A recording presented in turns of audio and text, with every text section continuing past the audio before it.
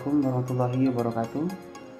Alhamdulillahirrahmanirrahim wa bihi nasta'in wa ala umurnya wadin wassalatu wassalamu ala asrofil anbiya'i wa ala alihi washabihi ajmain. Amma ba'du. Pertama-tama kita banyak puji dan syukur kepada Subhanahu wa taala yang telah memberikan kenikmatan kepada kita, terutama nikmat iman Islam. Salawat serta salam semoga tercurahkan kepada baginda kita yang mulia, yaitu Kanjeng Nabi Muhammad sallallahu alaihi wasallam. Yang saya hormati dosen pengampu mata kuliah manajemen sekolah, yaitu Bapak Wahyu Bagja Sulpemi MPD, yang mudah-mudahan dimuliakan Allah Subhanahu wa taala. Tapi yang saya hormati teman-teman khusus perjuangan, yaitu dalam prodi administrasi pendidikan semester 3 yang mudah-mudahan selalu dalam Allah Subhanahu wa taala. Amin. Baik, di sini saya dari kelompok 4 akan mempresentasikan tentang manajemen ketenagakerjaan atau tenaga kependidikan. Baik, di sini saya terdapat 3 orang, yaitu saya Muhammad Nandar sebagai moderator dan kemudian Meliana sebagai pembaca dan Maditya sebagai pembaca. Baik, di sini saya akan menjelaskan tentang pengertian manajemen ketenagakerjaan. 1. Pengertian manajemen. Berikut pengertian manajemen menurut para ahli.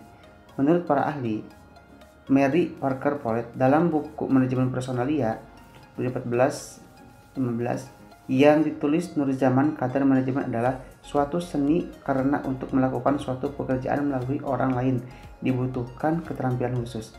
Kemudian, menurut Harlow Kohns dan Sir O'Donnell dalam buku Manajemen Personalia, yaitu yang ditulis Nurjaman, kadar manajemen adalah usaha untuk mencapai tujuan tertentu melalui kegiatan orang lain. Kemudian, menurut Lawrence Avley dan Oi Liang Li dan dalam buku Manajemen Personalia yang ditulis Nurjaman, kadar manajemen adalah strategi memanfaatkan tenaga dan pikiran orang lain untuk melaksanakan aktivitas yang diarahkan pada pencapaian tujuan sebelumnya. Jadi sebelum ada tujuan harus ada di perencanaan dulu.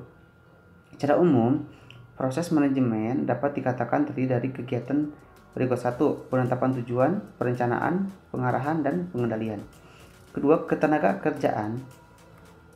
Tenaga pendidikan. Dalam masyarakat, tenaga kependidikan masih dianggap mempunyai dua arti, yaitu guru yang ada dalam masyarakat informal seperti guru mengaji, ustadz maupun orang tertua atau disegani dalam masyarakat tersebut.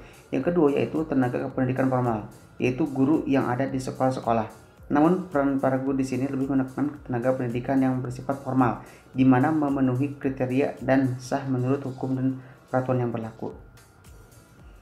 Kemudian, pengertian manajemen tenaga pendidikan. Manajemen tenaga pendidikan merupakan kegiatan yang mencakup penetapan norma, standar, prosedur, pengangkatan, pembinaan, pelaksanaan, kesejahteraan, dan pemberitahuan tenaga pendidikan sekolah agar dapat melaksanakan tugas dan fungsinya dalam mencapai tujuan sekolah. Kegiatan atau fungsi manajemen tenaga pendidikan diantaranya perencanaan, pengorganisasian, pengarahan, dan pengawasan. Perencanaan manajemen tenaga pendidikan contohnya seperti analisis pekerjaan di sekolah, penyusunan informasi guru dalam pegawai, perencanaan dan pengadaan guru dan pegawai guru. Contoh fungsi pengorganisasian seperti pembagian tugas atau guru dan pegawai. Contoh fungsi pengarahan seperti pembinaan profesionalisme guru dan pegawai, pembinaan karir guru dan pegawai, pembinaan kesejahteraan guru dan pegawai, pengaturan perpindahan dan pemberhentian guru dan pegawai. Fungsi-fungsi kinerja guru adalah pengawasan, yaitu seperti pemantauan kinerja guru dan pegawai, penilaian kinerja guru dan pegawai. Kemudian teori kinerja.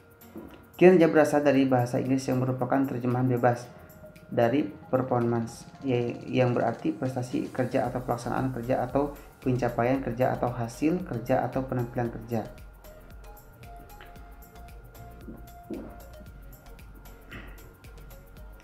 Kemudian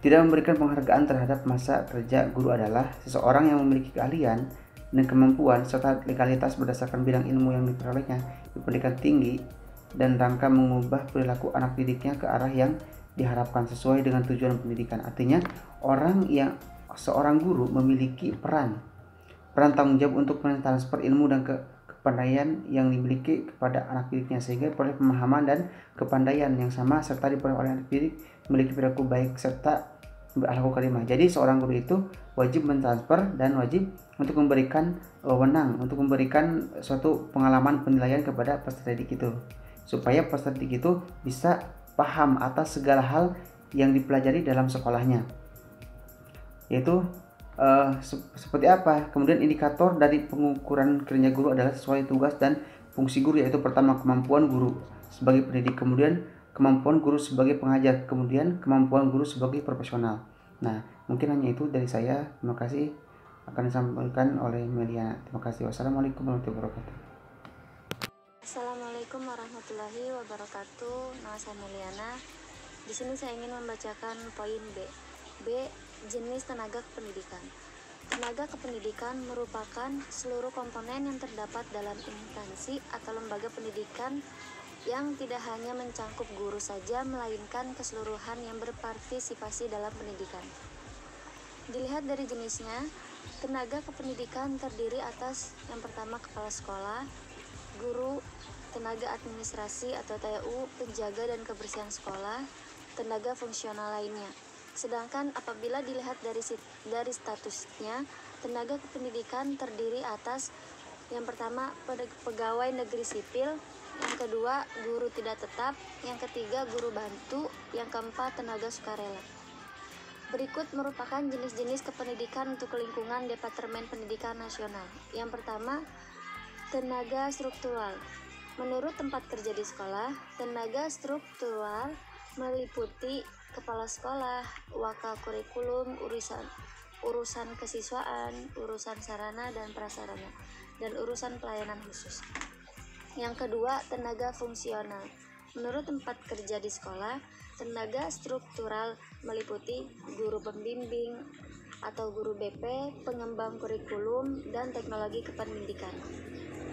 Yang ketiga, tenaga teknis. Menurut tempat kerja di sekolah, tenaga struktural meliputi laboran, teknis sumber belajar, pelatih, olahraga, kesenian dan keterampilan, dan petugas TU. Selanjutnya saya akan membacakan poin C. C. Tugas tenaga kependidikan. Menurut pasal 39 ayat 1 Undang-Undang Sistem Pendidikan Nasional Nomor 20 Tahun 2003 menjelaskan bahwa tugas tenaga kependidikan adalah melaksanakan administrasi, pengelolaan, pengembangan, pengawasan, dan pelayanan teknis untuk menunjang proses pendidikan pada satuan pendidikan. Berikut deskripsi tugas tenaga kependidikan. Yang pertama, kepala sekolah bertanggung jawab atas keseluruhan kegiatan penyelenggaraan pendidikan di sekolahnya, baik ke dalam maupun keluar, yakni dengan melaksanakan segala kebijakan, peraturan, dan ketentuan yang ditetapkan oleh lembaga yang lebih tinggi. Yang kedua, wakil kepala sekolah atau urusan kurikulum bertanggung jawab membantu kepala sekolah dalam penyelenggaraan kegiatan-kegiatan yang berkaitan langsung dengan pelaksanaan kurikulum dan proses mengajar. Yang ketiga, wakil kepala sekolah atau urusan kesiswaan bertanggung jawab membantu kepala sekolah dalam menyelenggarakan kegiatan kesiswaan dan ekstrakurikuler.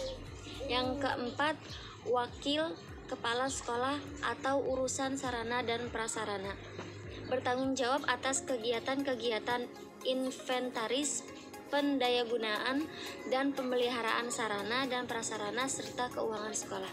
Yang kelima, wakil kepala sekolah urusan pelayanan khusus bertanggung jawab membantu kepala sekolah dalam penyelenggaraan pelayanan-pelayanan khusus seperti hubungan masyarakat, bimbingan dan penyuluhan, usaha kesehatan sekolah, dan perpustakaan sekolah. Mungkin itu saja yang bisa saya sampaikan. Yang selanjutnya akan disampaikan oleh rekan saya. Wassalamualaikum warahmatullahi wabarakatuh. Assalamualaikum warahmatullahi wabarakatuh. Saya mau melanjutkan dari poin D, pengadaan tenaga kependidikan. Berikut prinsip yang perlu diperhatikan dalam pengadaan tenaga kependidikan adalah: 1. Formasi. Dalam kurung benar-benar diperlukan tambahan tenaga edukatif. 2. Mengacu pada analisa jabatan yang telah disusun agar sesuatu dengan kualifikasi maupun syarat yang ditentukan. 3. Objektif, artinya dalam pelaksanaan tenaga kependidikan tidak menganut nepotisme dan kolusi pemberian sesuatu. 4. The requirement on the request, kesesuaian tugas dengan kemampuan yang dimiliki pegawai. Berikut langkah pengadaan tenaga kependidikan.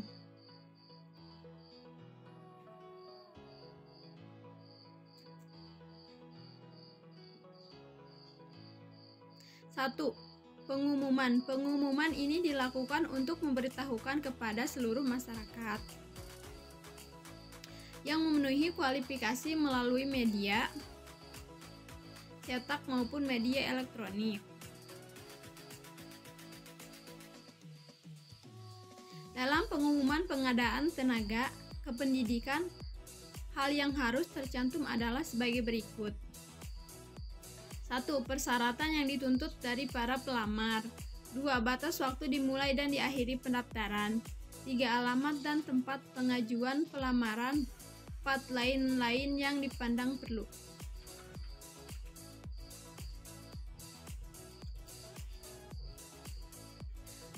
Pendaftaran dilakukan setelah pengumuman tersebut, dan pendaftaran mengajukan permohonan dengan memenuhi syarat yang telah ditentukan beserta lampiran lainnya yang dibutuhkan.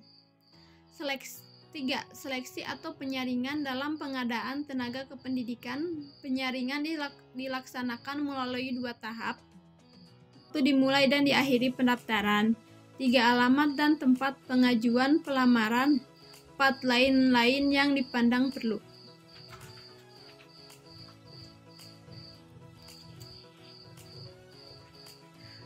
Pendaftaran dilakukan setelah pengumuman tersebut, dan pendaftaran mengajukan permohonan dengan memenuhi syarat yang telah ditentukan beserta lampiran lainnya yang dibutuhkan. 3. Seleksi atau penyaringan dalam pengadaan tenaga kependidikan. Penyaringan dilaksanakan melalui 2 tahap, yaitu A. Penyaringan administratif. Penyaringan administratif dilaksanakan berupa pemeriksaan terhadap kelengkapan beserta lampirannya. Apabila terdapat kekurangan lengkapan dalam hal administratif, maka peserta tersebut akan gagal. B. Ujian atau tes. Setelah peserta yang lulus data tes penyaringan administratif, maka akan mengikuti ujian pegawai dengan materi pengetahuan umum, pengetahuan teknis dan lainnya yang dipandang perlu. 4. Pengumuman. Ini berisi pemberitahuan peserta yang lolos dalam seleksi sesuai ketentuan dan penempatan kerja.